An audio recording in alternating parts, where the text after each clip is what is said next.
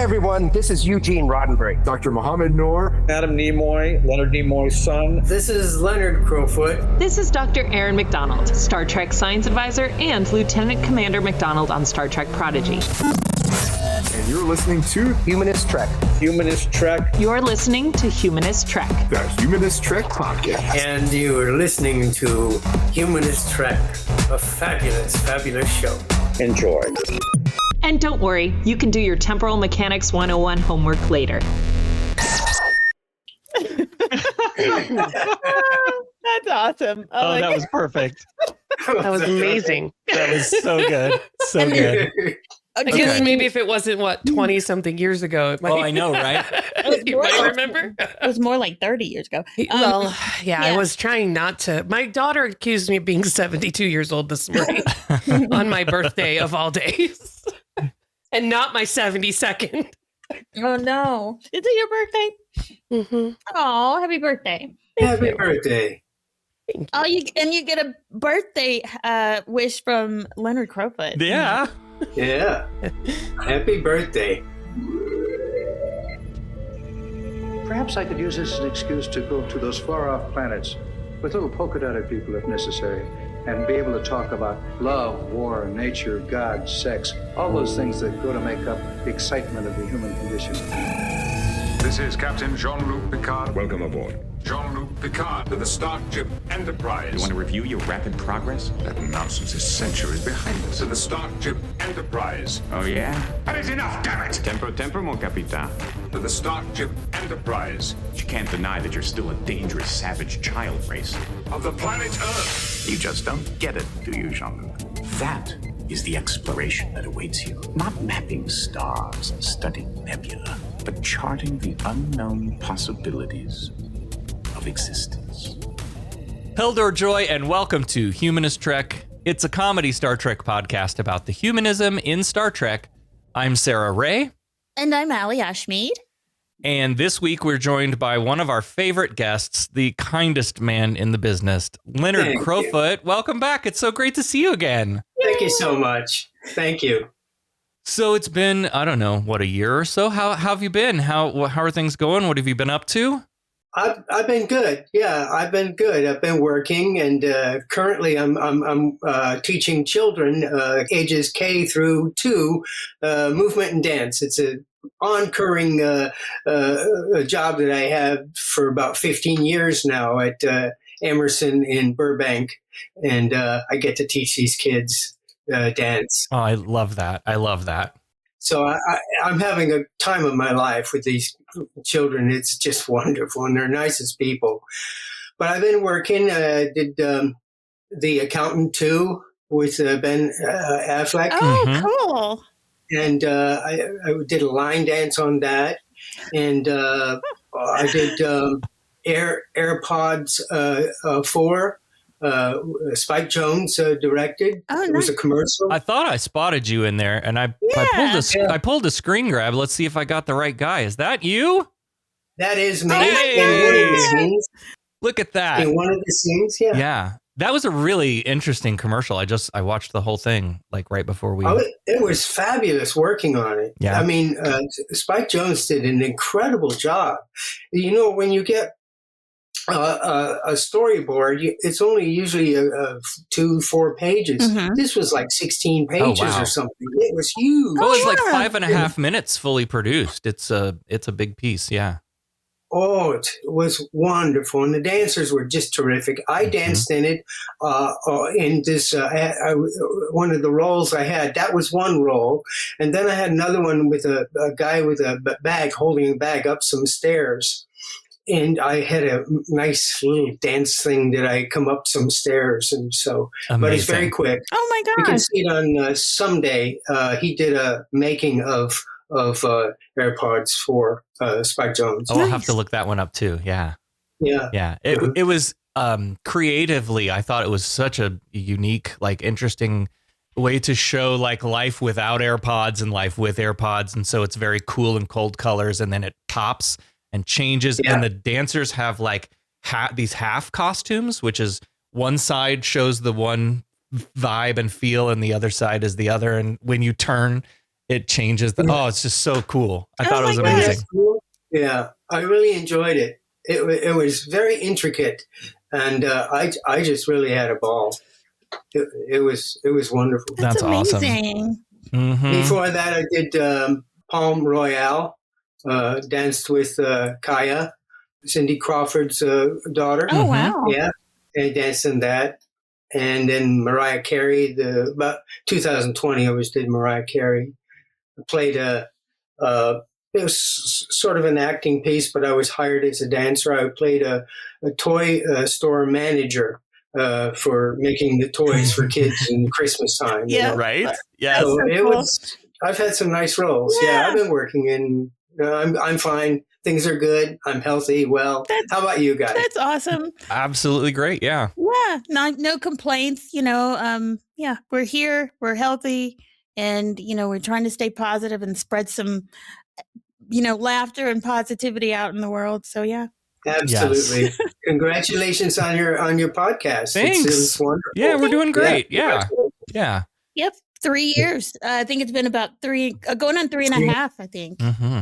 Wow. Congratulations. One of the things that I connected with that you do is the work with children. So I have since, I don't know if I was doing this when we talked last or not, but I have since become a kitchen manager at an elementary school. And so I get to impact these elementary age kids, every day and build relationships with them. And it's nice. So rewarding to really get to know these kids and see them grow and change. And it's just great. So I love that you're doing that with movement and dance. And that's so cool. It's glorious fun. It really is. And the kids want it. They really need it.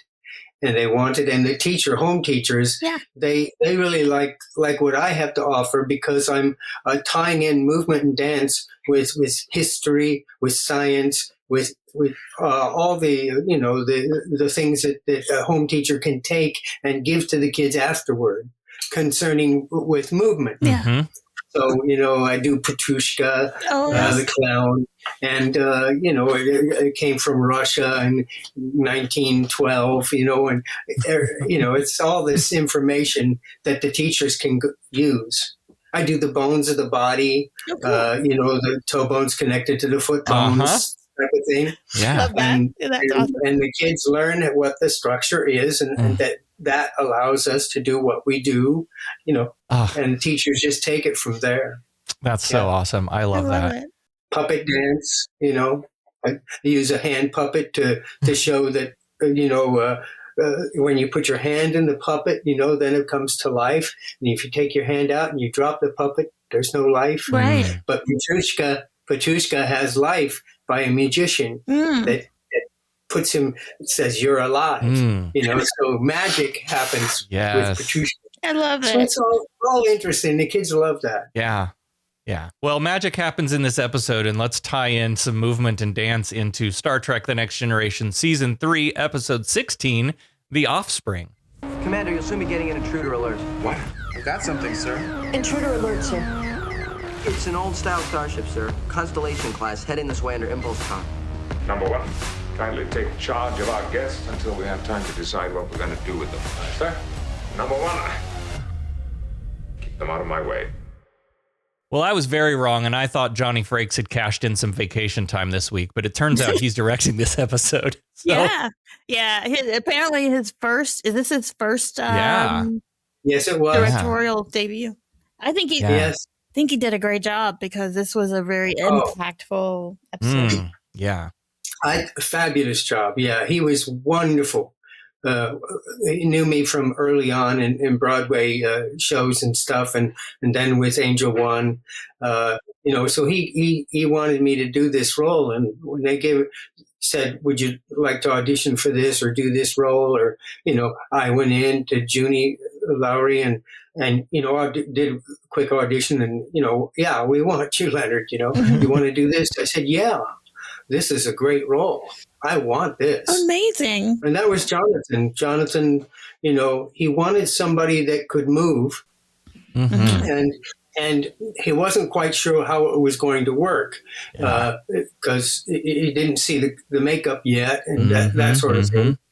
So, but he knew that I was a dancer as well as an actor. So you didn't really know what you were saying yes to, right? Because like you were like, yeah, I'll do it. But did you know like what you were gonna? They were gonna put you in? When I heard that it was the part of a metallic-eyed, neuter-gendered android with latex buns, I was in. I said, "Okay, I'm in." Who gets to play a role like that? I know. I do it. I mean, it's unique. I totally do it. Yeah. It's unique. Yeah. So Riker is on personal leave this week because Johnny's directing the episode. So the Enterprise is going to be off charting some asteroid belt. And Geordi and Wes bump into Troy on a very long walk and talk shot through the hallways because Data has called for all of them to come down to meet with him, but they don't know why. They only know that he went to some cybernetics conference. And since he came back, he's been very secretive, spending all of his time in this lab with the door locked because apparently Wesley has tried to get in. They're like, how'd you know the door's locked? And Wesley just smiled.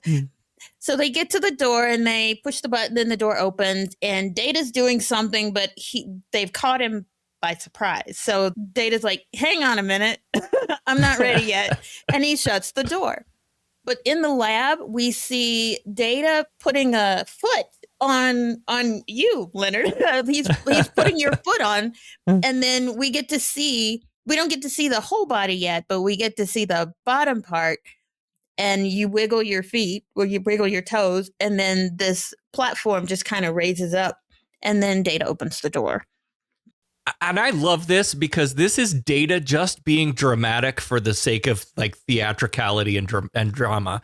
Yes. Why raise the lift back up into the ceiling if not to bring your friends in and go, look what I did, and then lower it back down? It's so good. Exactly. He lets them in and he reveals that he's invited them here to meet someone. And then he brings the platform down. And this is where we first see a Lal, which is like an androgynous figure. And this is where we get to finally see Leonard Crofoot. With rose gold painted ham all over. Lots of latex. Yeah, when I went into to do the costume, they basically did plaster casts of my body. So, because they weren't sure exactly how everything was going to fit. Right. So, but they knew that they wanted to do the face in 4 pieces. Mm-hmm. And they knew that there was going to be an android bra and they, just an angular thing. Right. And they knew that there was going to be latex buns covering the genitalia and the buns and that sort of thing. But they didn't quite know how it was going to attach. Yeah. So, what happened was that when they attached it to the inner thigh, it reduced the movement of the android. So you had to do kind of a shuffle movement to move. And as far as drinking goes, that was just a little hole, just a straw. Yeah. So you couldn't eat or drink. Only but minimal, a little sip of water, a little piece of lettuce. That was it. And you couldn't go to the bathroom. If you did, if you had to, you had to, right. But I didn't. Yeah. So they said they would have to redo the makeup and it would take at least 2 hours. Oh my gosh. But to do the original makeup, I think it was like 4 hours. Mm-hmm. Did they leave your feet out? Just about every other part of me was naked. Mm-hmm. It was my feet were naked, but my hands, my arms, the torso, except for the android bra, my shoulders, all of it was me, just the painted gold. Yeah. Gotcha. Except for the parts that I mentioned. It looked very seamless. Like they did a really great job in the. It was incredible. The makeup. I thought, man, this is really great makeup. Oh, I love it. how long did it take for them to do the mold of your body? Like, I imagine they put you in plaster cast and then waited for it to dry and then pull it off. Yeah, they do. And they do it in pieces. Mm-hmm. You know, they do the legs, the torso, the head, and each one is in pieces. And then they, you know, you're breathing to cover the whole face, and then you're breathing out of a little hole, and then they, you know, take it off, and then they've got their mold. Yeah. Yeah, and same with all the parts of the body. Like I say, they pretty much did a plaster cast on my body so that if they needed to add something, they'd have the cast. Yeah. Yeah. So Data introduces his friends to Lal, and Lal greets them. And Lal's like, wait, Dad, what's the purpose of the exterior drapings, meaning clothing, of course. and as Data explains the cultural customs, Wes is like, Data, it called you father? And Data's like, of course, Lal is my child. Dun, dun, dun. Yeah. So another question that I had was the voice that comes from Lal is there's a technical word for, like, it's modulated. Yeah, it's modulated in an androidy way. Was it your voice? It was my voice for all the scenes. I learned the lines that I spoke, but they told me that it's going to be electrified or it's going to be charged in some way. Mm-hmm. They weren't even quite sure exactly what it would sound like, but that it would be my voice, but it would be sound more robotic. So did they take the audio from the filming, or did you have to, like, loop it? I didn't have to loop it. No, they took it from the filming. Okay. So, and then by there, whatever they did, I'm not sure. Yeah. Interesting. Cool. Yeah. This is Lal. Lal, say hello to Counselor Deanna Troy. Hello, Counselor Deanna Troy. How do you do, Lal? I am functioning within normal parameters.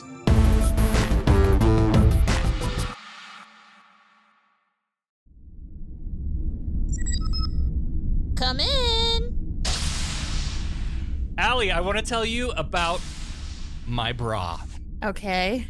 As a trans woman, finding a bra that actually fits right has been a fucking nightmare. Mm-hmm. If you have a large torso, like I have, bra makers just assume you have giant breasts, which I do not. So I kept getting too tight around the chest or giant cups that my little itty bitty titties just couldn't fill. Then I found UnderOutfit. The idea of going to a store to get measured and fitted, that ranks somewhere between a transporter malfunction and first contact gone wrong. A terrifying prospect. But UnderOutfit's 180-day return and exchange policy means I can try different styles, sizes, and colors right here in the comfort of my crew quarters. If something doesn't work, I just send it back. No judgment, no pressure. Oh, nice. Wash it, wear it, wash it again, and you can still send it back within 180 days if it's not working for you. Nice. Okay, cool. I discovered the Comfort Shaping Bra, and it's become my everyday under uniform go-to. Supportive, comfortable, and my favorite part, the pads are sewn in. Oh, thank God. No more fishing the pads through that little fucking hole in the corner. Where can I get some of those? Because I'm so sick of fishing, like you said, fishing those pads to where when I wash my bras, I've got those little zip container things where you fold it, and that way they don't come apart. But I'm sick of doing that, and I would love it. Where do I get it? Because sign me up. Humanisttrek.com/UnderOutfit. And they've got shapewear too? Yeah. Nice. Okay. Sold. I'm so fucking tired of those types of bras. To where I only wear sports bras these days, and I just forget the underwire, forget the padding. Okay. Yep. I measured myself right here, and this is like one of the few places where the measurements match the product, and there's like loads of different styles too, right? Okay. So those I don't like. I want the pullover with no clasp. I hate the clasp. I don't do that. Allie, UnderOutfit has those too. Awesome. Adjustable straps, not adjustable straps. Like, there's all the fucking choices. I will be shopping today. Attention crew, UnderOutfit is now the official underwear of Humanist Trek. They have bras, underwear, activewear, shapewear, and more. Get 15% off your first order at humanisttrek.com/underoutfit. Now Picard has been looped in, so he's joined them all in the lab. And I don't really like how this plays out. And there's a lot of this in the episode that I'm sure we'll talk about, but it makes me feel things about Picard that seem out of character to me. Especially after what happened in that one Night Court episode where they litigated Data's personhood. Mm-hmm.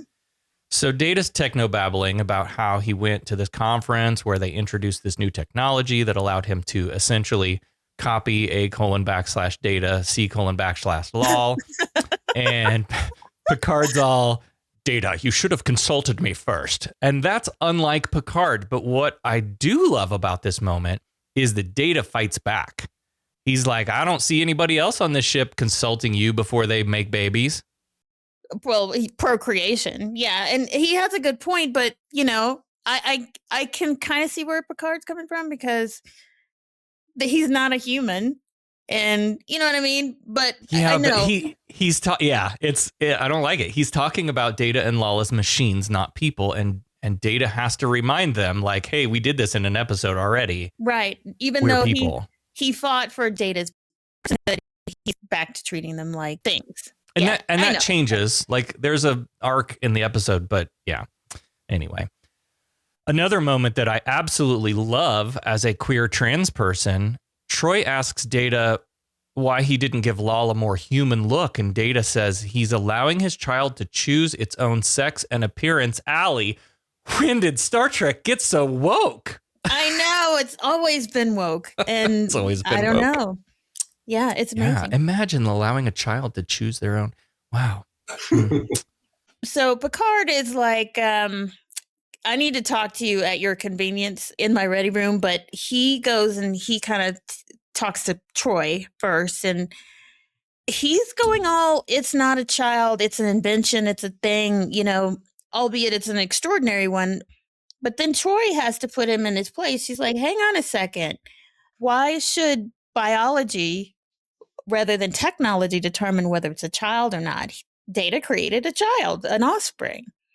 It's a new life. And who are we to argue? Of course, Troy reminds him, hey, you've never been a parent, which he gets reminded about that a few times in this episode. Like, hey, you've never been a parent. Yeah, it really felt like Picard had to, in order for this story to work, he had to forget everything that happened in The Measure of a Man. Mm-hmm. And be the adversary. Yeah. Yeah. In the ready room, Picard is scolding Data some more, and Data offers to deactivate Lal. But now Picard is extremely passionate about this. This is a life form, Data. You can't just turn it off and on. Right. But he does warn that Starfleet is going to shit themselves over this. Yeah, he's going to have to tell them they can't just go creating life forms and not tell anyone. They have to report it to Starfleet Command.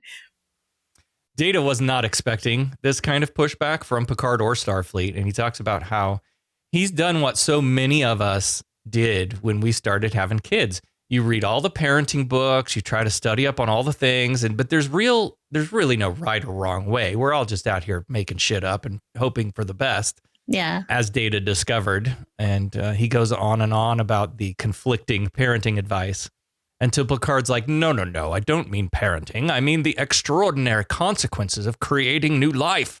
And Data's like, right, becoming a parent. Yeah. That's what I said. That's parenting. Yeah. Picard's getting a little exasperated with him. And Data's like, this is why I've got to do it. There's this primal instinct that he's observed in all these other species that they have to procreate and perpetuate themselves. And he realizes, hey, I'm the only Data.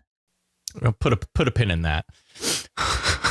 And if I were to be damaged or destroyed, then I'd be lost forever. So, and I get that, like, this is what humans do, is like, we think of, we want to pass on our genes or whatever. And that's why we procreate. Yeah. Later, Data and Troy are taking Lal for a walk, and Lal is identifying the gender of various crew members until they realize Lal doesn't have a gender yet and is displeased with this. And Data explains what folder to find the information about gender and sexuality in. And Troy points out that, your gender and appearance affects how people interact with you. And I thought that was a very astute observation about humanity to make, because it definitely does have an impact. Oh, yeah. As someone who's lived in both, on both sides of that line, I can tell you how people interact with you is very different. Yeah. Yeah. And this is when we get to see Leonard walking down the hall in the full costume with the movements. And it just does paint such a, when you talk about your work with movement, it's so important it is super important, because like just through your movement, we get a sense of like Lal and, genderless. And, I thought it was a great job. Well, I saw Lal as newly born, but as a virgin. In other words, everything that happened with Lal was fantastical, because Father said, you must learn, you must do this. And when Picard went around Lal, he's looking, Lal's doing as much of inquiry as Picard is. They're both like intense. And so when he's a virgin, everything is a first time. He's never done it before. So he's inquiring incredible amount of information every nanosecond. Yeah. And when that happens, he's for the ultimate decision of choosing the gender. Yep. And to learn the gender, I think Lal, when he saw Marina going down, walking, it was the geisha-like walk of hers that he emulated. So he kind of saw that that's what he would want, or it would want. So it was a great role to play, because it was so immediate. Everything was happening. Yeah. And you could imagine that an android, all of a sudden with nano, just things are popping off in the mind, and some human quality too. It's all happening. Yeah. So I think maybe that's why he Lal burned out. It was so much. Yeah. So much. How much of your movement was choice, and how much of it was limitation of the makeup? Well, the movement was not. I couldn't dance around. Let's say, spread my legs to the degree, or I could just shuffle back and forth. I mean, I could do a jig, if I wanted to, but it wouldn't be right for the character. But I could shuffle forward and move the hips slightly, and so there was some limitation. Yeah, but being a dancer, I can work with that easily. Sure. So Lal is like, I want Troy's sex and appearance, and Data's like, no, that would be confusing. You can't have like a copy of Troy walking around. I can't have two of those. But I've lined up several thousand examples for you to look through to choose from. So they go down to the holodeck. And a lot of time has clearly passed because Troy has fallen asleep, and and Data wakes her up and is like, okay, we're down to 4. Lal's got it down to 4 choices. So they pull up 4 finalists, and we see an Andorian female, which is interesting because this one is green, and we know Andorians to be blue. Oh, yeah. I thought it was a strange visual for the Andorian. And Troy mentions, if you choose that, you're going to be the only one on board. And that would make socialization a little difficult. So then Data shows a human male. And Troy's like, damn, no issues socializing with him. Which is really messed up because, okay, you got an attractive male. So, you know, immediately you're popular. That's not right. But it's true. it's true. It's true. I'm just saying. Next, they look at a human female, and Troy likes her. And then he goes to show a Klingon male, which she's like, oh, a friend for Worf. But then she asked Lal, what is your favorite? And Lal says, I have chosen. Originally, they were going to use me as one of the four, myself. But they couldn't do it. They mentioned that they wanted to, but they couldn't because the set is going to be dismantled, and I'd have to get out of makeup to be able to do it. Oh, that's right. Originally, they wanted to use me as one of the four. Oh. Wow. Yeah. Cool. Which would have been nice, but yeah. Yeah. Back in the lab, Data explains to Troy that he was able to give Lal more realistic skin and eye color than himself. And when the platform lowers again, now we see a young human woman, and Troy congratulates Data. It's a girl. Girl Lal is played by Hallie Todd, who you might know as the mom, Jo, on Lizzie McGuire. Allie, you probably didn't watch Lizzie McGuire. I didn't. It was a Disney Channel, real popular Disney Channel show. And then she made appearances on like Growing Pains, The Golden Girls, and Murder, She Wrote. So Leonard, you didn't get to meet her at all or interact with her during filming, or? I briefly believe, I'm not quite sure, it was very quick. Mm-hmm. I think she was on the set the last day, just to be there. But I didn't really speak to her I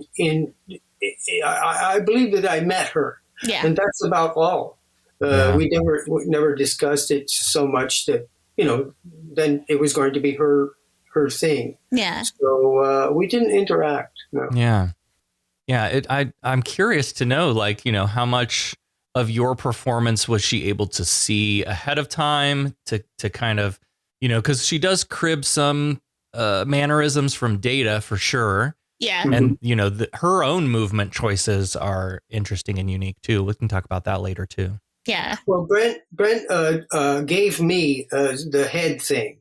I was already doing shoulder like this, right? He said, I do my head. So I incorporated that. So he probably also gave her some tutelage of his mannerisms. Yeah. Yeah. He's a very, very friendly man. That's so good. Yeah, really. Yeah. Gifted in sharing. Yeah.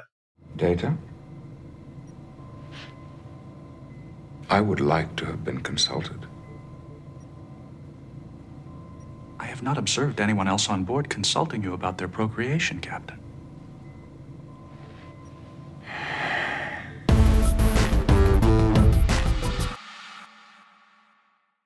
So Data is showing Lal around their quarters, introducing her to ideas like home, family, chair, and painting, teaches her how to sit down, and starts to explain different styles of painting. But like most children, she has already moved on to the next thing. She ain't got time for that. So now she's on the couch, which she remarks is soft. And like a parent watching their child learn new things, Data seems excited that she's, processing something new, the sense of touch, which I loved. Yeah. Because you do that as a parent every time, that's those milestones. They rolled over for the first time, and they got up on their hands and knees for the first time, and they crawled for the first time, and they walked for the first time. And honestly, it's not just kids. Like if you have a little kitten, a new kitten or a new pet, you're the same way. You're just glued to their progress, and everything's amazing, and everything's. So that's, I guess, what Data is experiencing is like everything is amazing. He gives sort of a log, and they sort of do like a montage of her learning things. So he's training her in social skills, even though her current level is elementary. She's learning like motor coordination, things like how to drink and eat and blink and things like that. And then, like I said, they do a montage of her trying to catch a ball and sitting in 10 forward, trying to eat and trying to drink and then spilling it all over her. But eventually she gets the hang of it. And then learning etiquette, like wiping her mouth after she eats, that kind of thing. Back in 10 forward, as Data shares a deeply fundamental parenting observation, he says that watching Lal learn all of these things for the first time sharing in this experience with her, it's almost like himself learning it all over again. And I certainly connected with that as a parent. Yeah. In the lab, Wesley's got some questions about, how are things going and what does Lal do when Data's on duty? And, she studies in her quarters. She pretty much doesn't have any exposure to anyone. But he says, she doesn't need any supervision. But Wesley's wondering about okay, well, are you going to send her to school? Because, she's a day old or something and she's already a teenager.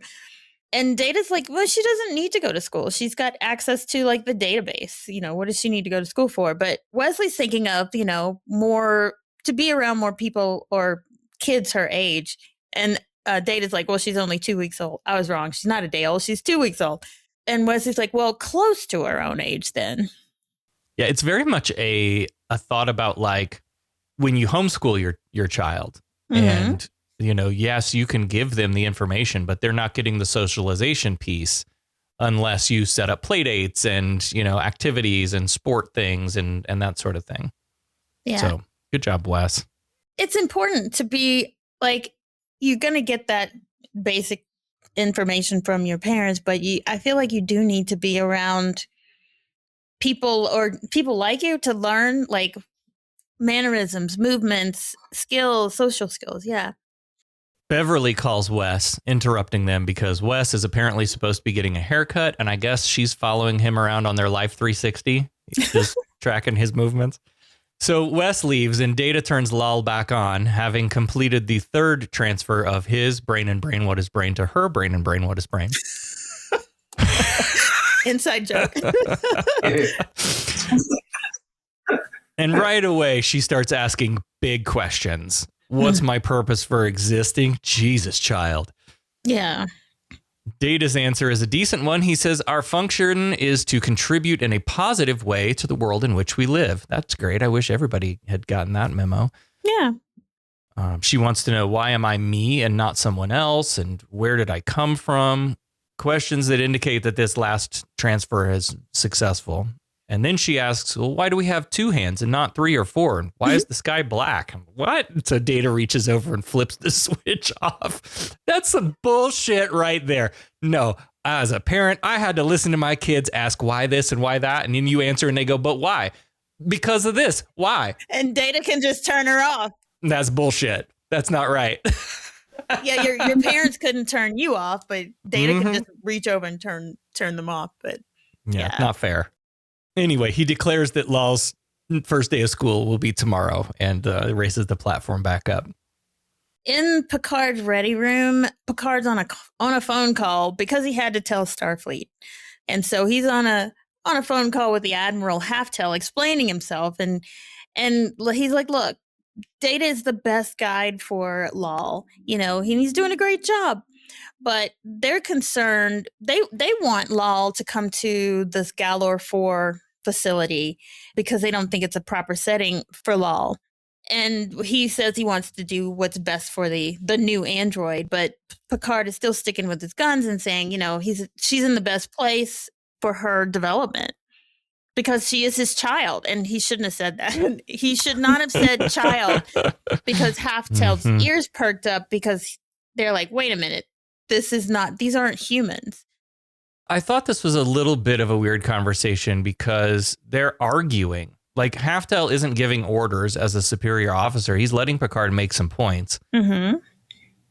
And what isn't said in this scene is a bunch of stuff that we settled in that Night Court episode. We determined that Data is not the property of Starfleet. Right. And he can't just be ordered to report for disassembly and study. And so what isn't said here is that Starfleet would have even less control or ownership or whatever of Lal. Of his creation. Right? Yeah. I do want to say this is Admiral Halftel, played by Nicholas Coster, who better known as Lionel Lockridge in 599 episodes of Santa Barbara. Santa Barbara. Oh, I knew that. Yeah. He came from theater. He studied at the Royal Academy of Dramatic Arts in London as a teenager. Mm. A lot of I find like a lot of the actors on Star Trek, even in the early days, came from theater. Like Leonard, you came from dance and theater and Broadway. And then Patrick Stewart and I did you say that you knew Frakes, Jonathan Frakes, from Broadway or theater? We had he mentioned that he had seen me in some shows. Okay. When we were on Angel One. Okay. But I didn't really think that we met each other at that time. Maybe we shook hands or something in passing. Cool. But he knew of me when I got Angel One. Yeah. Yeah. I think it's great that a lot of actors get their start in the theater, which is. But yeah, I do remember him from Santa Barbara. Also, was it As the World Turns or one of those? Another soap. Might have been. They also get their start in soap operas. Yeah. Well, this is a Shakespearean soap opera in space, you see, so it all just makes sense. Good point. Good point. So meanwhile, Data's in a parent-teacher conference at the school, and it is not going well. Lal's academic performance is great, but they put her with older kids because she's smart, but she doesn't understand the interpersonal stuff. So they moved her to a younger group. That didn't work either because those kids are scared of her. And so we see Lal standing alone against a wall, separate apart from these children. Oh, that scene broke my heart because, like, when you're growing up, like a lot of people, they're outcasts, and then to have your parents see that you're standing alone. Like if Data had feelings, that would just be heartbreaking. But for me, that was kind of heartbreaking to see that his daughter isn't blending with everybody else. Now, we normally don't go down the credits this far, but I do want to mention that this teacher is Judy-Ann Elder, who took over the role of Harriet Winslow in the final season of Family Matters when Jo Marie Payton departed the show. Oh. Wow. I had no idea that's who it was until we start researching for this. So interesting. Data picks Lal up from school, and on the elevator ride home, she asks him about laughter, and he explains it's a physiological response to humor. So she thinks she's mastered humor because the kids were all laughing, and Data's like, yikes. Lal, they weren't laughing with you, they were laughing at you. Which, of course, he also has to explain. And in this comes another core lesson. Data explains, you are different, Lal, and differences sometimes scare people. I have learned that some use humor to hide their fear. And Lal says, I don't want to be different. And my gosh, hasn't every kid felt that way at some point? Yeah. And like, as an adult, I embrace my weird. But as a kid, it's hard to be different. Yeah. She's nailed the movements of an android female. Pretty much. It was a very seamless transition between Leonard and Hallie. I feel like it was just a fairly seamless transition. So clearly struggling with being a new parent, Data swings by Beverly's office to get some advice from an old pro. Yeah. And this is a good pick. Because Beverly explains that when Wes was younger, he was really bright too, but he had trouble making friends. Maybe because the other kids were intimidated by him. This sounds very familiar. And Data's like, yes, this is exactly the problem I'm having with Lal. And Beverly's like, well, I talked to Wes about how difficult and painful my own childhood was, and explaining that to him helped because then he knew that she understood what he was going through. But also, like any parent I went through this when I was a kid. That doesn't mean shit to anybody. None of those kids. You don't want to hear your parents say that. That doesn't help. No, I mean, we say it, and I know I've said it a million times, and I know that boy is not listening. My son, when he was younger, I'd be like, well, I went through this. They are not trying to hear it. And Data did say, he didn't tell her about how difficult it was for him because he didn't want to discourage her, but maybe he should tell her, Yeah. And she's like, look, you just need to be there for her, help her understand that she's not alone, and be there to nurture her when she needs love and attention. And Data quibbles with this because he thinks he's incapable of giving her love. But as he leaves, Bev's like, bullshit. Yeah, she doesn't believe that. Picard is fast asleep when Worf calls with a priority 1 Skype call from Admiral Haftel. Essentially, Haftel took his concerns to Starfleet Command, and now he's on his way to rendezvous with the D to observe this new android himself. And he says that if he's not satisfied, he is empowered to take the android back with him. What happened to all that shit we said earlier about the measure of a man and how Starfleet doesn't own these androids?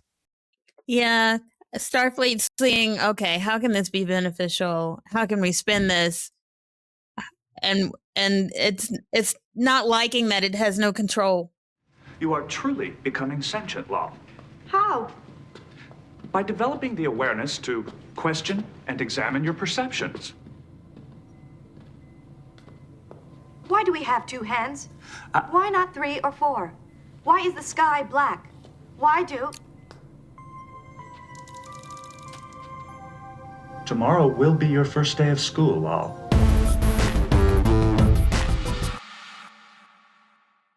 Captain's log, they're holding position and waiting for Admiral Haftel. Data is completing the final transfers to Lal's brain and brain what is brain, which Picard notes means beloved in Hindi, which I thought was interesting. Lal.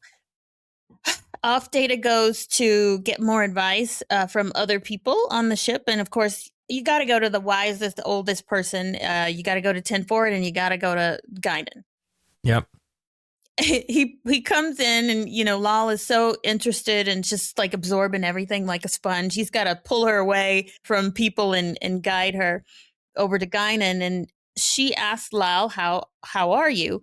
Lal catches herself and before answering as an android, and she's like, fine, I'm fine, thank you. Basically, Data is wanting to enlist Guinan to help her observe human behavior.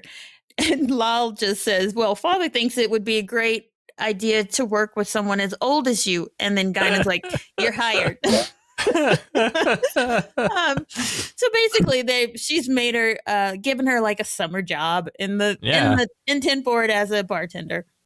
Lal says, I've been programmed with 1,412 known beverages. And Guinan's like, wait, you said I've instead of I have. Mm-hmm. And this is something I wish they had either been more consistent with or not done at all. This idea that Data can't use contractions, which I think is ridiculous to start with. He's a freaking android, for crying out loud. Language. Yeah, it's language. You can, yeah. I don't know why this was a big deal, but this was what they harped on. Well, this shows that Lal has outgrown Data's own programming, although he doesn't understand, you know, how that has happened. But it's starting to show that this is not a copy paste necessarily. Things are changing. Right. Then Picard calls Data to the ready room where he explains the situation with Starfleet and Admiral Haftel. Apparently, Data has been sending regular reports to Haftel, but he isn't aware that Haftel wants to take Lal away. Right. But just Lal, not both of them. Worf drops in on the Alexa to let Picard know that Riker's shuttle just returned, so we'll get to him in a minute. But Picard explains to Data that the Admiral thinks Lal's development should be overseen by the most experienced personnel. And Data takes that to be questioning his ability as a parent. And I know, like they say, Data doesn't have feelings, but you have to feel something in order to kind of feel slighted. You know what I mean? Because he's like, oh, wait a minute. You're questioning my ability. So you've got to feel some emotion. Yeah. And I like this too. Data asks Picard, well, does the Admiral have children? And Picard says yes. And Data's like, well, I'm forced to wonder how much experience he had as a parent when his first child was born. And I would add to that, I wonder how he would have felt if some paramilitary organization tried to abduct his firstborn child. Because that's what we're talking about. Yeah. This next scene in 10 Forward is really interesting. Guinan and Lal are people watching. It's hilarious. So this scene is hilarious. And it's a very short scene, probably like 30 seconds, but it says so much. Yeah, they're people watching, as you do in a bar, you know? Mm-hmm. Yeah, people are making out, and Guinan explains flirting, holding hands, and finally the man goes to kiss the woman, and Lal's like, oh no, he's biting that female. And so Guinan's like, no, it's okay. They're kissing. It's something that people do. It's all right. Then the couple gets up and leaves, and Lal's like, well, where are they going now? And Guinan's like, kid, I can't, you got to talk to your dad about this kind of stuff. Cause I'm not doing that. Now, I read something about this scene that I thought was really interesting. According to Richard Arnold, Gene Roddenberry's research consultant during TNG, quote, according to the script, Guinan was supposed to start telling Lal, well, when a man and a woman are in love. Oh, the birds and the bees. Oh, no. And in the background, there would be men and women sitting at tables holding hands. And Arnold said, but Whoopi refused to say that. Mm-hmm. She said, this show is beyond that. It should be when two people are in love, not a man and a woman. Thank you, Whoopi. Uh-huh. And so they decided on set, which was like unheard of because you had to get the blessing of production to change any little word in the script. Mm-hmm. They decided on set that one of the tables in the background should have two men holding hands or two women or whatever. But then somebody ran to a phone and made a call to the production office. And that was the end of that. Ah. David Livingston came down and was like, that's not going to happen. But in the end, neither of those lines made it through, right? Guinan never says when a man and a woman or when two people are in love. Mm-hmm. They just dropped it all together. But good for you, Whoopi. Yeah. Amazing. Yeah. Yeah. Very good.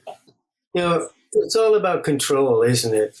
Mm-hmm. From the outside, they want to control the person, the father or mother, or, it's their child. Yeah. But the outside says, no, you have to teach this way or that way.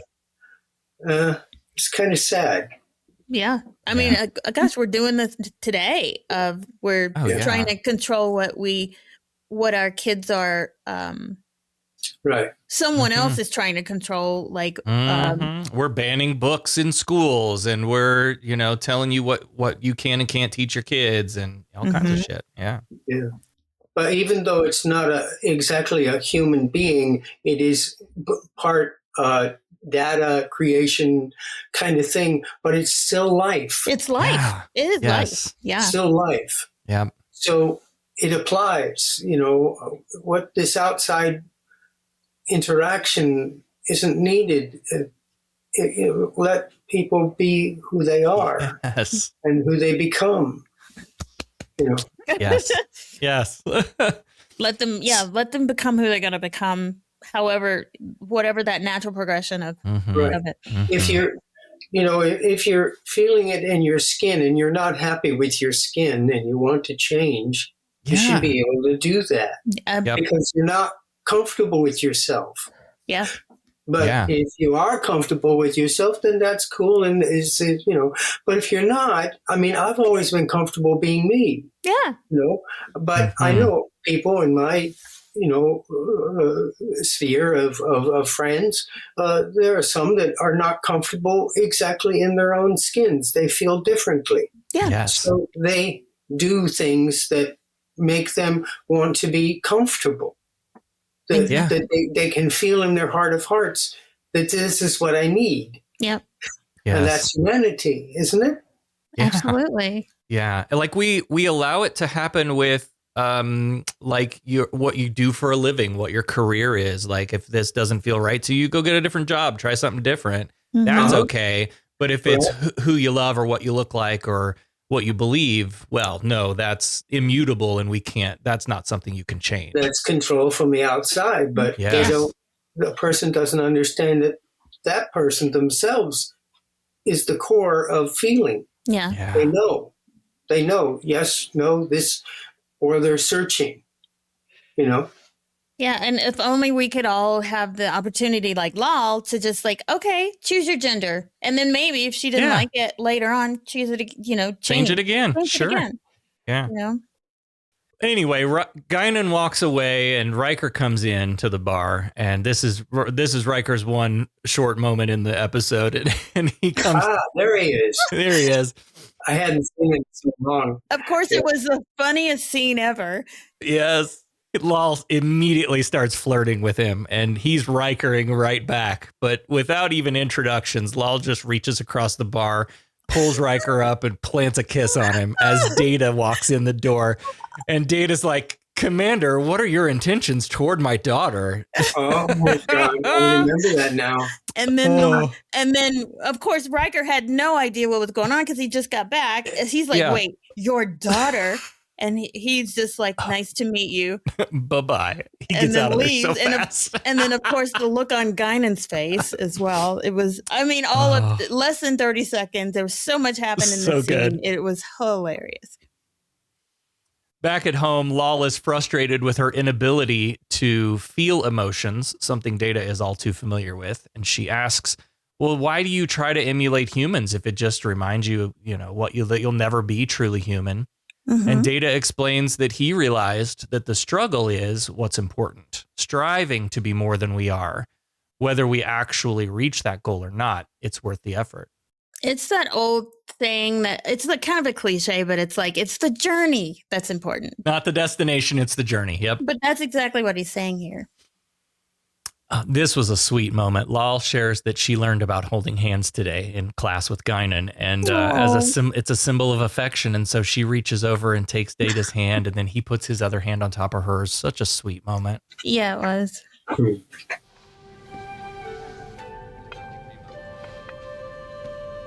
You're new around here, aren't you? Yes. Lau! Put him down. Commander, what are your intentions toward my daughter? Your daughter? Nice to meet you.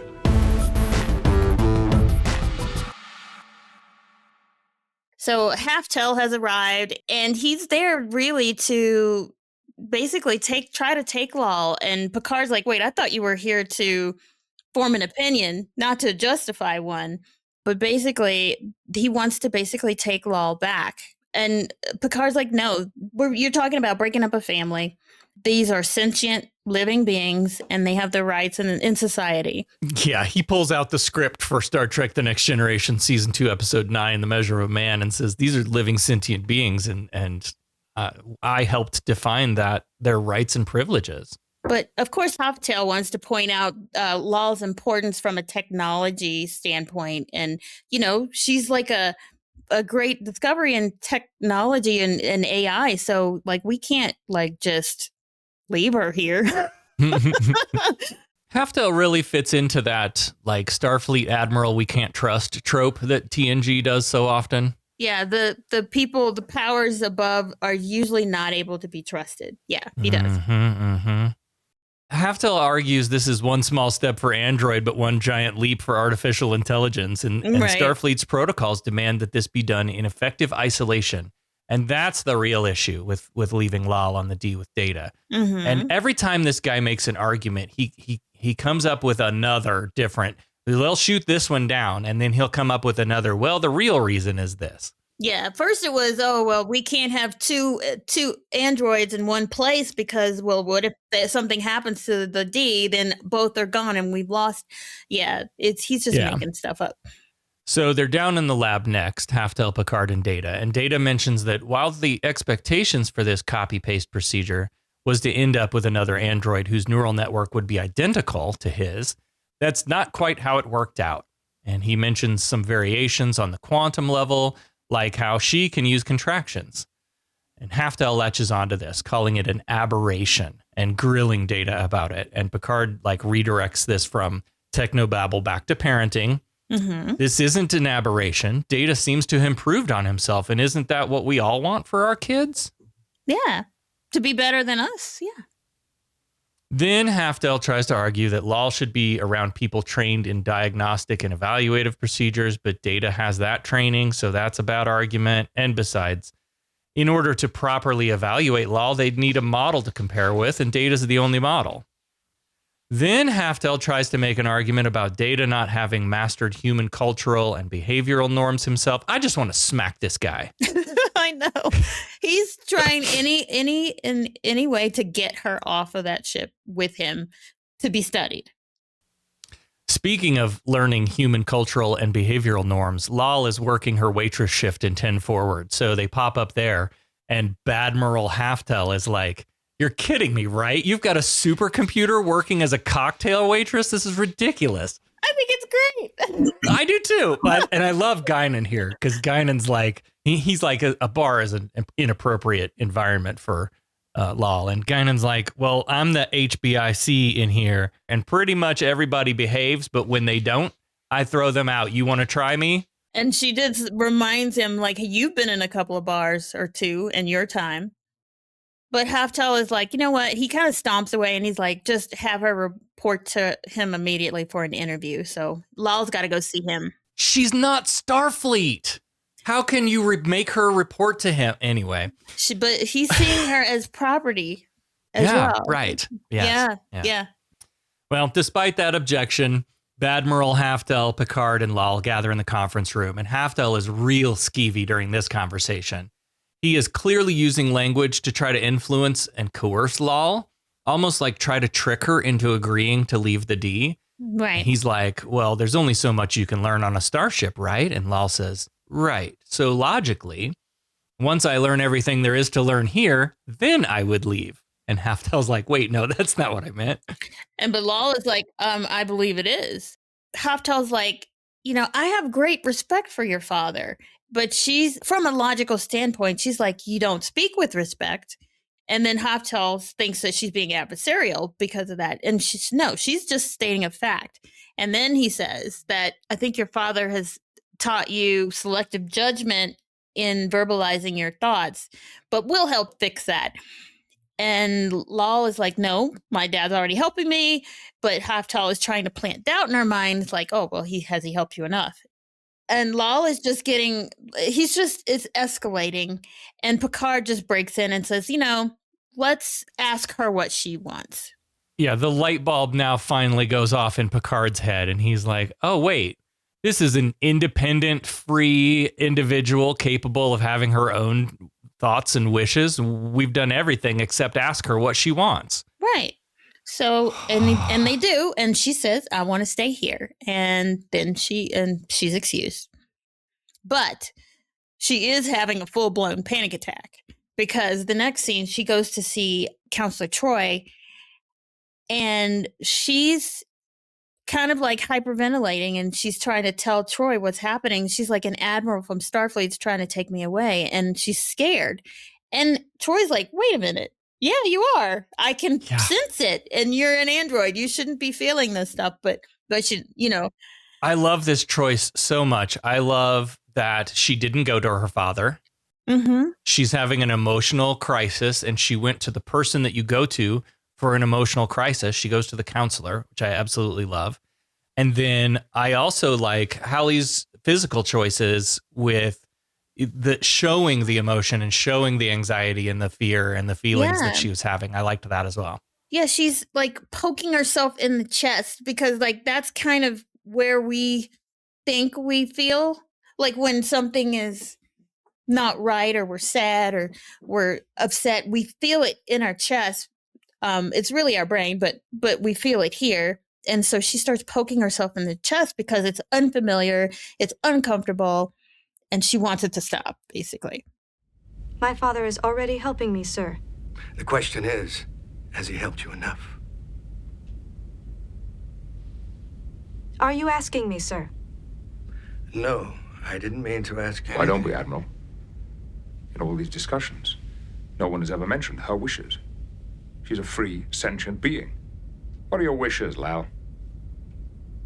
I wish to remain here, Captain Picard.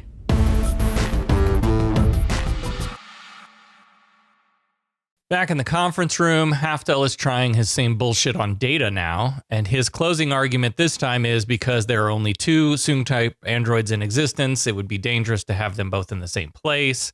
And rather than scream, Admiral, you don't own these androids, Picard argues that, well, the proper place for Lal is by Data's side, that, even as a non-parent, he understands that, and they need to be together. Right. But come on, man.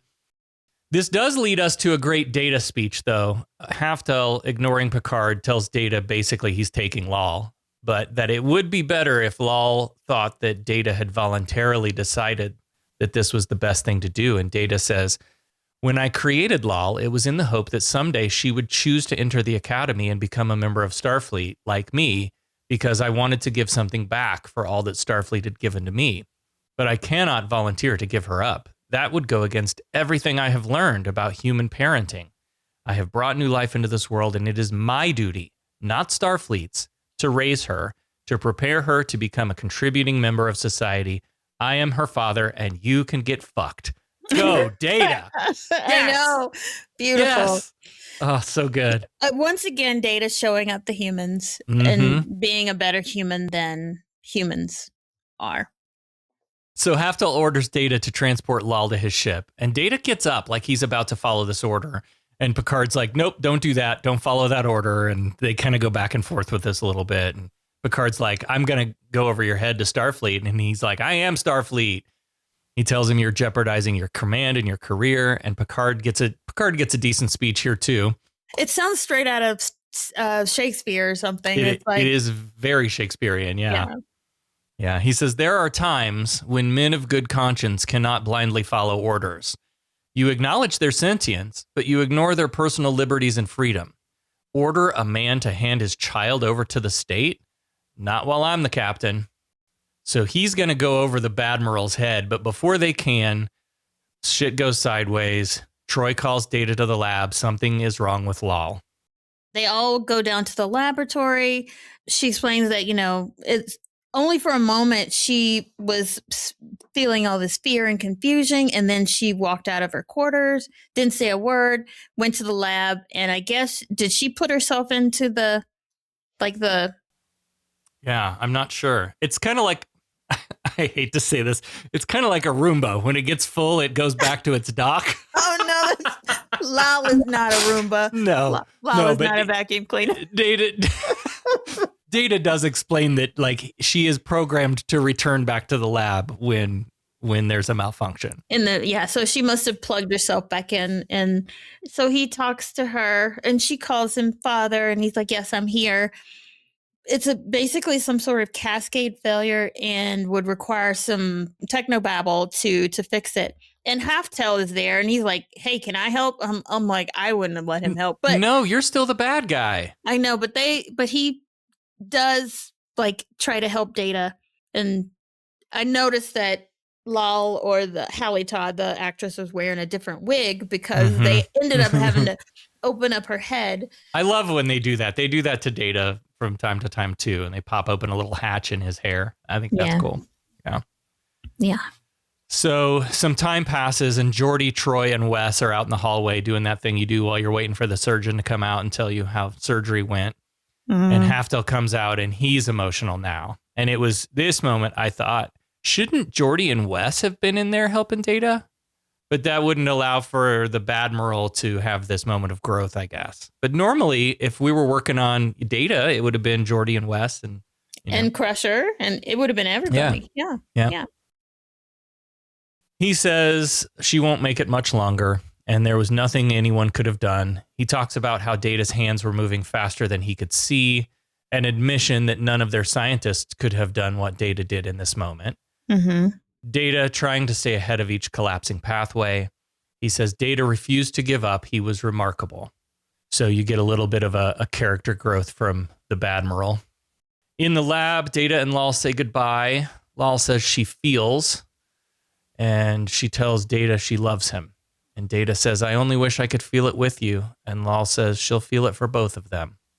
And she thanks Data for her life. And then, as the final pathways collapse, she speaks some words in the reverse order that she learned them.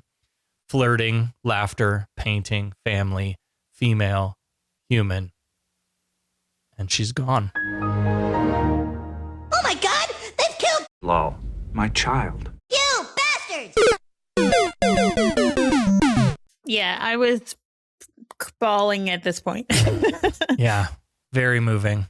Back on the bridge, of course, Data doesn't feel anything. So he's announces, he's going back to work like nothing happened. And he's like, yeah, Lal suffered a complete neural system failure at such and such a time, and I've deactivated the unit.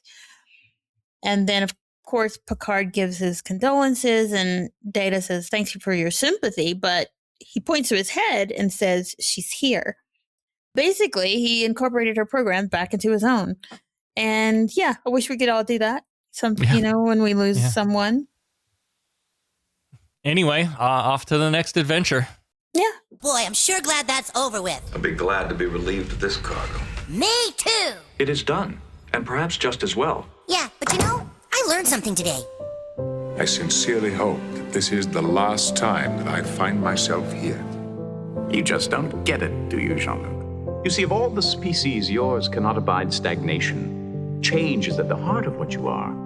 That is the exploration that awaits you. Not mapping stars and studying nebula, but charting the unknown possibilities of existence. Gosh. Oh my gosh, what a rich episode. Data is often the vessel for exploring humanity, and it works so well every time. It does. This time we get to explore parenting through Data, but it's also mixed with a lot of retread from the Measure of a Man, and that frustrated me because at any point in this episode, they could have played the "you don't own the androids" card, and it should have been over. But of course, the story we're trying to tell, they have to hold on to that until the very end. Yeah. So that felt a little weird, but I love a lot of stuff in here. I love that they made Guinan a mentor. Yeah. Guinan is always great.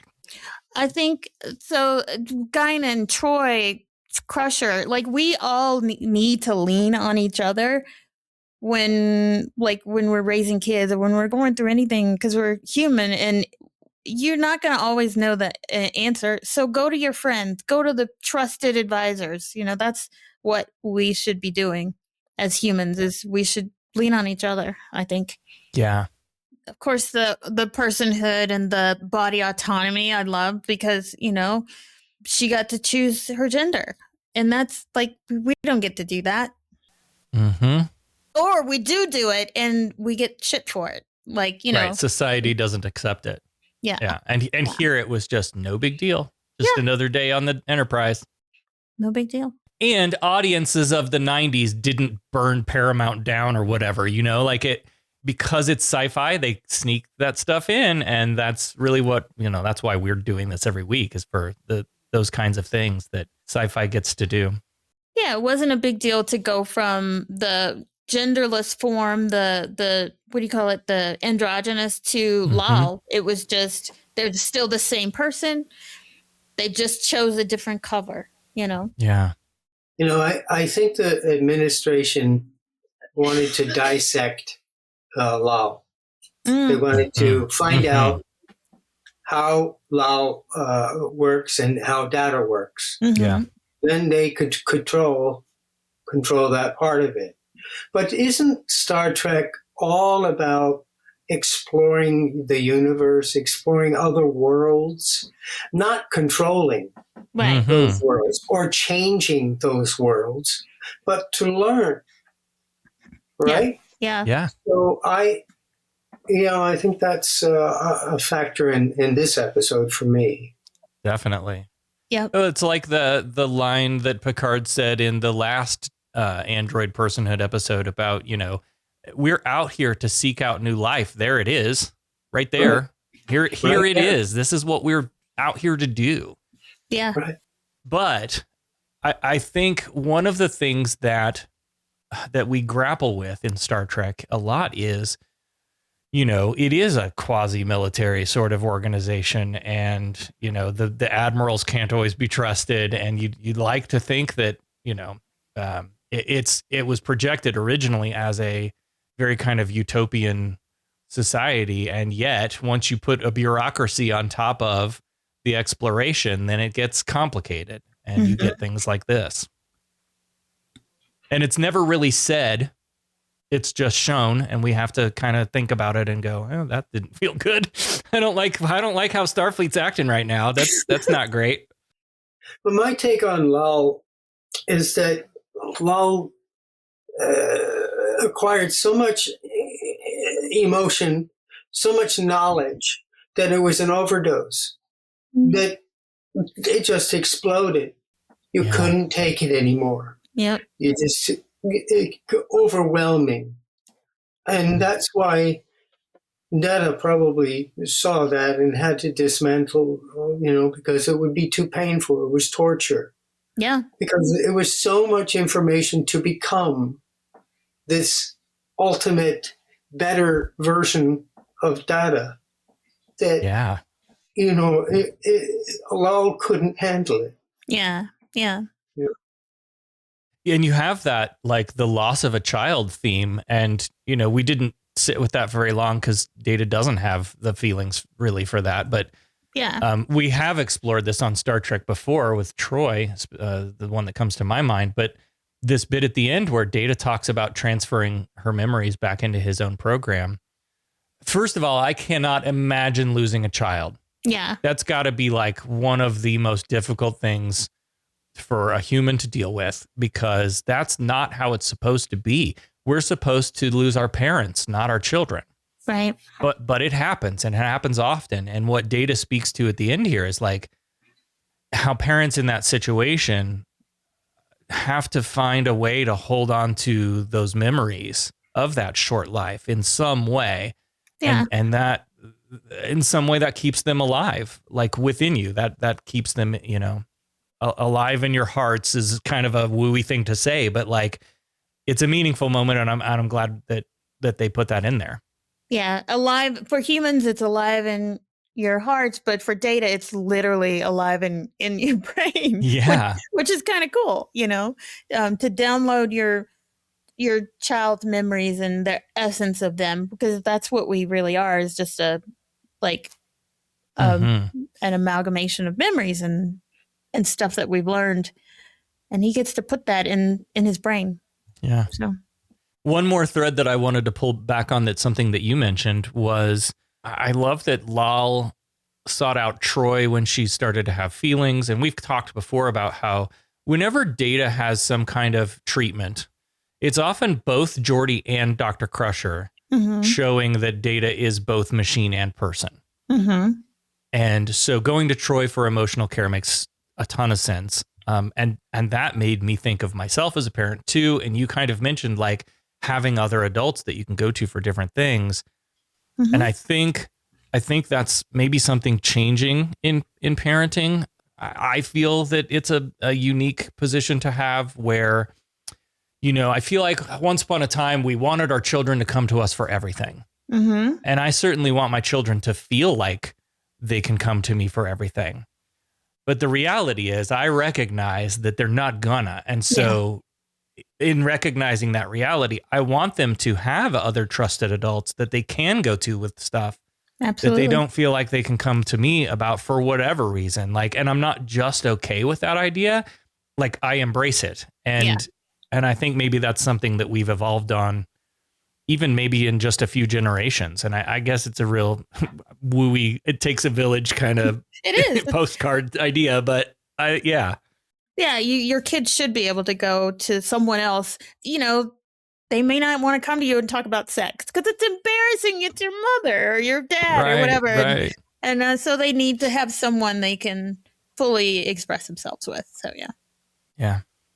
I think it's a responsibility of human beings to educate themselves, to know, to make a choices. Yeah. So it isn't always like mommy or daddy or this person or that to tell me what to feel. When you mature, you have the responsibility to fact check and figure out what is truth from lie, what is good from bad, what do I feel? Yeah. You see? So then you become the adult. Then you have that responsibility. Yeah. I don't know whether that applies to Lal or not, because Lal isn't quite there. Yeah. Right.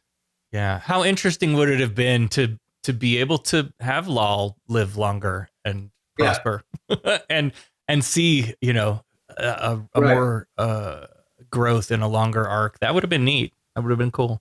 Yeah. Don't worry, there's more androids coming.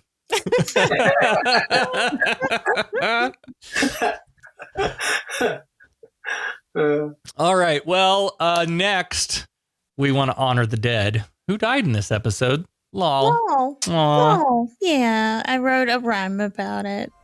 We're here together to honor our friend and comrade. We will all find time to grieve for her in the days that are ahead. But for now, she has asked that we celebrate her life with this.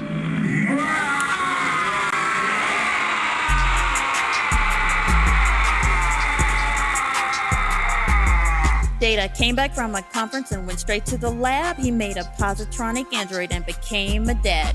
We first meet Lal. Hey, it's Leonard Crofoot. But she chooses her gender after Troy's input. But with every silver lining, there is always a dark cloud. Starfleet comes a claimer and they're knocking real loud. Overloaded by emotions in her positronic brain, her neural pathways just couldn't maintain. What is life if not our memories? Human, female, flirting, laughter, painting, family. As Data said goodbye to his only child, he retained her memories and had her brain compiled. Rest in peace, Lal. Or actually, rest in peace. Actually, and rest in some sort of sub process. Rest in Data's brain and brain. What is brain? We can handle all the pleasantries later. Now, let's get down to business. I am willing to pay handsomely for you. I think you've had a little too much to drink. Now, what do you know about my money? Your money. The money he stole! You stole his money? Those vouchers I gave you were every bit as good as Latinum. You can spend Latinum almost anywhere. Those vouchers are only good at your bar. All right. And then we want to thank everyone who supports the show, but a special thank you to our founding admirals at patreon.com/humanisttrek. A special thanks to Ali, Peter, Sarah D, Bruce, the Bear and Currid podcast, and some call him Tim. Thank you all so much. Thank you, guys. And a special thank you, of course, to our guest, Leonard Crofoot. Thank you for joining us. Thank you. Thank you for having me. We always love talking with you. You're so much fun. And likewise. Well, we've got one more Star Trek together, I think. So it'll be a while before we get there. But but before we let you go, is there any final thoughts you have, or you want to point folks to your website to learn more about you, or any of that kind of thing? No, just Leonard Crofoot or Leonard John Crofoot. Put that in your search engine. You'll find plenty of stuff, It's Crofoot without a W, So, yeah, check it out. I got some stuff, some music coming out, and some stories with music. I took my three hobbies, writing, music, and artwork, and I put it together, and it's streaming with thanks to TuneCore. Oh, so, fantastic! Yeah, I got stuff out there, and you can check it out. Go to YouTube, Leonard John Crofoot, and put topic in there, and all my stuff is there. Oh, man. Awesome. Okay, you can check it out. Awesome. It's in iTunes and Apple Music, and it's all around. Awesome. So I've been having fun on my own, doing my own thing. That's so good. Amazing. Yeah, thank you. Captain, Starfleet Academy is requesting an update on our estimated arrival. Finalists, please take your seats. I must admit you have a very fast mind. Once I realized it was a trick question, there was only one answer. Although only one student will be chosen for the Academy, any of you could easily qualify. Candidates, good luck. You got called to the superintendent's office. It's a story I'd like to hear. All right, Becca's back now with the answer to this week's Starfleet Academy Cadet Challenge for the Offspring. Remind us the question. Riker appears in only one short scene during this episode. Why is that? We're pretty sure we know now, but I said so that he'd get a residual check for this episode. Allie thought maybe they reused a scene from a previous episode because he was off, I don't know, gallivanting around the cosmos somewhere. I was so wrong. Oh, and Leonard didn't remember. so put us out of our misery. What's the answer? This marks the first Trek TV episode to be directed by an actor from the show. Riker's airtime was minimized to allow him to spend more time behind the camera. The Admiral is definitely incorrect. Yep. Yes. Yeah, Yep. I knew that. I knew it after. Yeah. Well, I knew that part. Well, that's what I said to Sarah. I said Leonard should know this. This is a very, it would be very obvious Well, now- if he remembers it, but. Now, can I quibble? Because would it be true, though, if he's directing and doesn't appear in the episode at all, that he doesn't get actor pay? But if he pops in for a scene, if he gets the lines the residuals, could I still be somewhat correct? Isn't it something to do with you have to have a minimum number of words that you say? Has to do with lines, not appearances? I believe so. I think that he would have to appear, to get the actor. But I would think so. Yeah. You're not getting that point, Sarah. She's trying to get a point, and really? Is that what's going on here? Yes. I couldn't tell. Yeah. No. Are you sure? You're sure? But he's still going to get pay for being a director. Yes, yeah, absolutely. right. Yeah, big time. Yeah. All right. Well, thanks for no points again. You're very welcome. I appreciate you. It's the effort. Is it? Thanks so much again, Leonard, for joining us. Thank you both very much. So much. Such Happy, a pleasure. Love, goodwill to you. Yeah. Same Congratulations. Next time on Humanist Trek, we'll be discussing Star Trek The Next Generation, Season 3, Episode 17, Sins of the Father. When his long-lost brother appears on the Enterprise, Worf is thrust into a life-or-death battle for his family's honor. What do you remember about this episode, Allie? I think that the guy that played his brother Kern, was right? Yeah, was the same guy that played in Deep Space Nine. Was that? I think I could be wrong. I don't know. I vaguely remember. Yeah, I know there's this long-running storyline of like Worf's dad was at the Khitomer attacks, and word on the street is that Moog gave Romulans intel or some shit, and so he is a traitor to the Empire, and in the honor culture, you bear the sins of your father. Yeah. But I don't remember what happens in this episode. I know there is an episode, and I don't know if this is it. There is an episode where they go to the Klingon Empire to try to clear his father's name. And like for political reasons, they're told like, you just need to sit down and shut up and don't make a thing out of this. But I don't know if that's this episode or not. What's our question for Sins of the Father? What redundant order does Picard give during this episode? Redundant order? Redundant meaning repetitive. Yeah. So like he asks them to raise the shields, and then something in the script or editing or somebody got fucked up, and he asks them to raise shields again. I have no idea. I would have had to remember the episode to. Okay, so let's just go through some of the basic commands that Picard often gives, and then we'll each pick one. So there's raise shields, fire photon torpedoes, fire phasers, Red alert, yellow alert. Oh yeah, red alert, yellow alert. Arm photons or phasers. What else? I don't know. Come about. Yeah, right. It gives them a heading. Shields up. Shields up, yeah. But I could see them normally saying that quite a few times. Yeah, so what I'm imagining is Picard says, tactical shields up, whatever, and then camera cuts around a few times to some other things happening, and then he says shields up again. And you're like, wait a minute, didn't he just raise the shields? Yeah. I have no idea. This is a complete guess, so what was the other one? You said shields up. Shields, weapons, either arm or fire. What was the first thing I said? I don't remember. You said so many fucking things. You just fired all of your Trek torpedoes. I did. Yeah. Now I don't remember. All at once. Red alert. I'll go with red alert. I have no idea. Okay.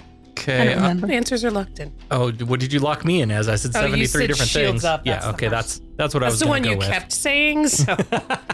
Okay. Well, we have our answers. We don't know if we're right or not, but if you'd like to try to raise shields or shoot your torpedoes, you can do that by heading out to your social media, sharing this episode with the hashtag Starfleet Challenge. We'll pick out a winner, and next time we'll discuss Star Trek The Next Generation, Season 3, Episode 17, Sins of the Father. What am I saying these days? It's a good day to die. It's a good day to die. Beverly. Humanist Trek is available wherever you replicate your podcasts. Follow us on all the social medias at Humanist Trek. Become a patron at patreon.com/humanisttrek. Open hailing frequencies to podcast@humanisttrek.com and visit our website, humanisttrek.com. Humanist Trek is a production of Sarah Austin Media.